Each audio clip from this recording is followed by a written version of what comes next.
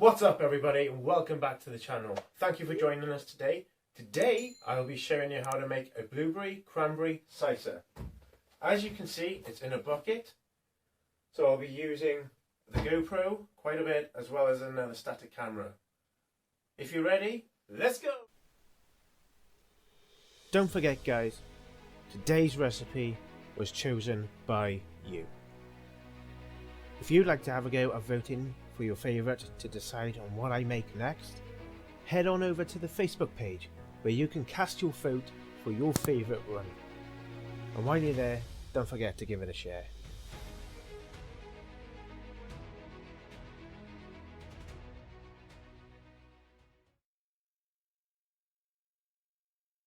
Okay, so the Blueberry Cranberry Cyser, semi-sweet. To go over the ingredients that we're using today in the primary fermentation stage, is 2 grams of Lalvin D47 yeast, Go Firm 2.5 grams, Fermento 1.89 grams, wildflower honey 1.6 pounds, cranberries and blueberries 1 pound each, pectinase and apple juice. For this one, I will be using this blossom honey that is made by bees that have foraged a multitude of wildflowers. We will need 874 grams of this. I then have the blueberries, which will be 547 grams, as well as the cranberries, which will also be 547 grams.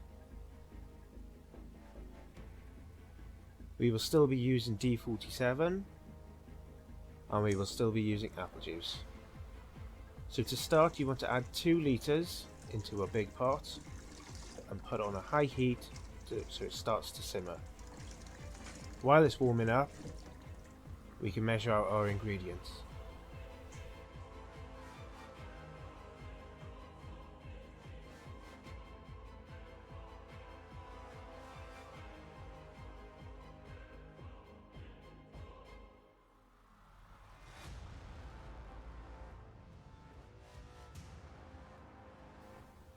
When pouring the honey, I added an extra 10 grams just because it does tend to stick to the pot that it's in, and we want to get as much of the right amount in.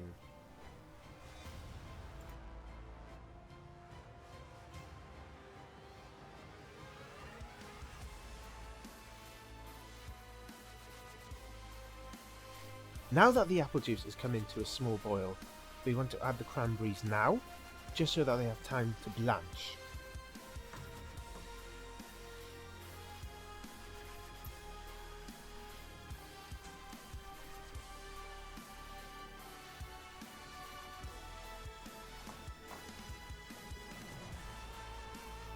Once we've got a good boil on, you just want to give it a bit of a stir around, turn off the heat, and then add your honey.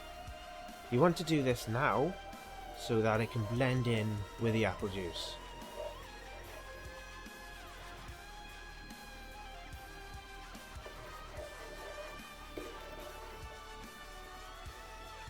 A good tip to have now is if you have any of the juices left over from defrosting your fruit, add them to your container just to get any excess honey from the pot into our stock pot.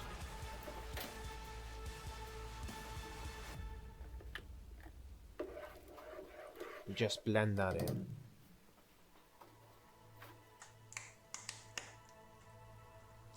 Now you just want to add the remainder of your apple juice. For us, this would be another 2 litres, and I add another half a litre later on.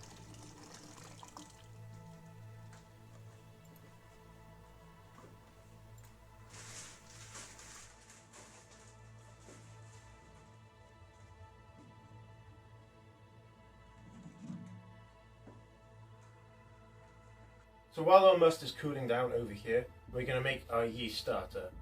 A yeast starter is just a way to rehydrate the yeast, just to bring it back and give it a bit more life. We do this with having 100 to 150 ml of lukewarm water,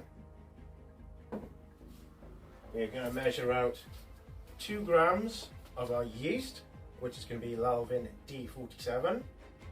We will also be adding 2.5 grams of Go Firm. This is just a nutrient just to help the yeast rehydrate and colonize. So the way we do this is we are going to measure out our yeast in grams.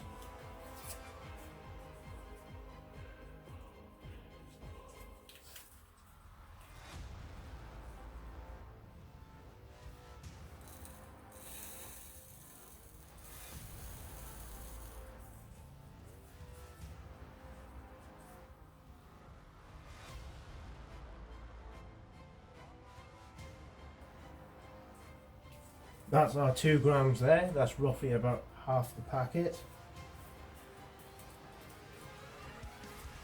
If you were making a bigger batch, maybe like a 2 gal batch, it might be worth then using a full pouch.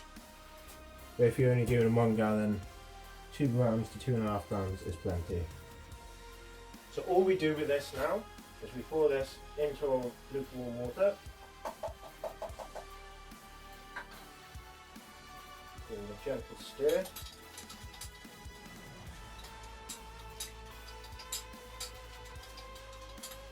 We're just looking for it to go just a pale white colour, almost quite creamy.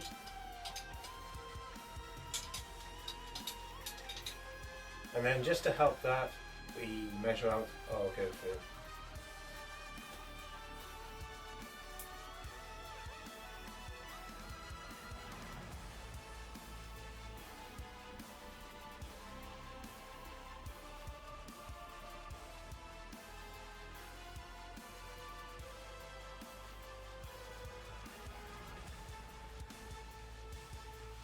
And then the same again, just drop that into that mix.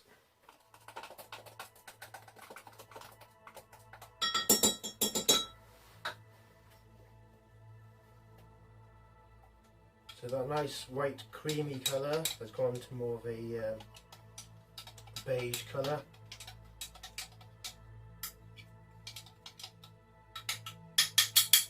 Now with that being done, what you are going to want to do is grab yourself a brewing bag. This will be handy later on, so that when we're siphoning into our secondary vessel, we're not going to be sucking up any of the fruit skins. It doesn't specify that you need to do this in the recipe book. However, whenever I deal with fruit or anything that would be loose, I like to use a bag just to keep it all nice and tight. And I'm just going to pour it through the bag, collecting the cranberries.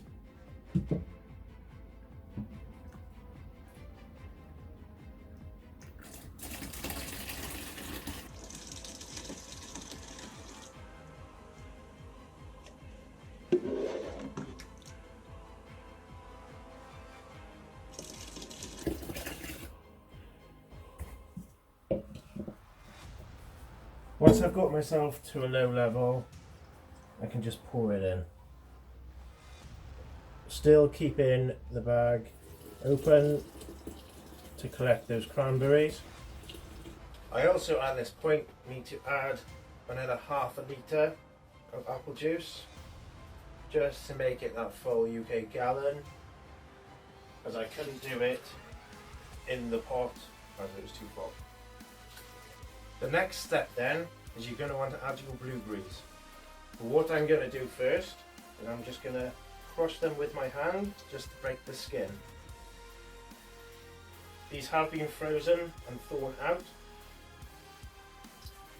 Freezing them and then thawing them out with fresh fruit helps break down the cellular walls of the skin of the fruit, and this just helps it ferment better. So with them just being slightly crushed now,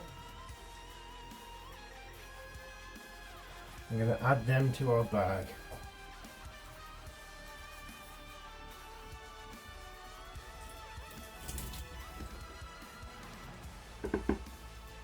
Okay, now I've taken my sample, I'm going to get my hydrometer And I'm going to drop it in and then we'll find out what our reading is.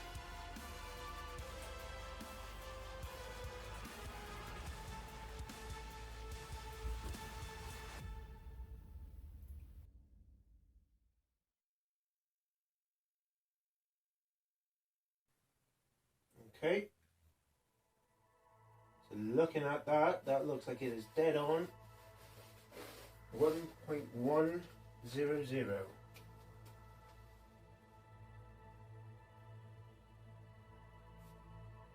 Now what we're going to do is we're going to add our yeast starter that we made earlier. Just give that a quick swirl around. And then I'm going to pour that in. Trying to get it into the fluid rather on the bag. Like so. Just stir that in again.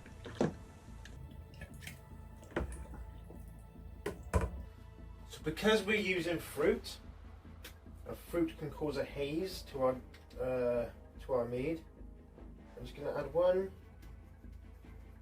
teaspoon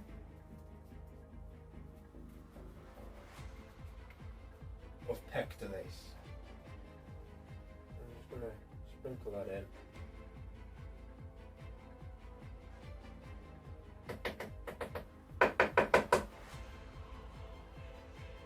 Along with this, you're going to want to measure out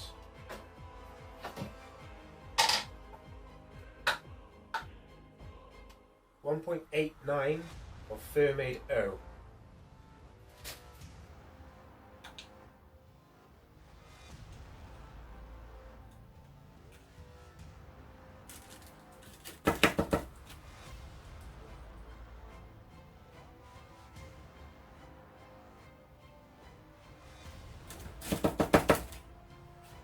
Again, just dump that all in there.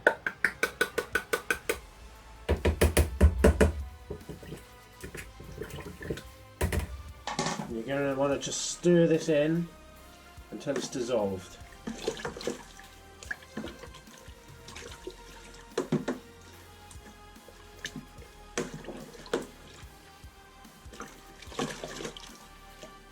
The last thing you want to do is just get yourself an airlock.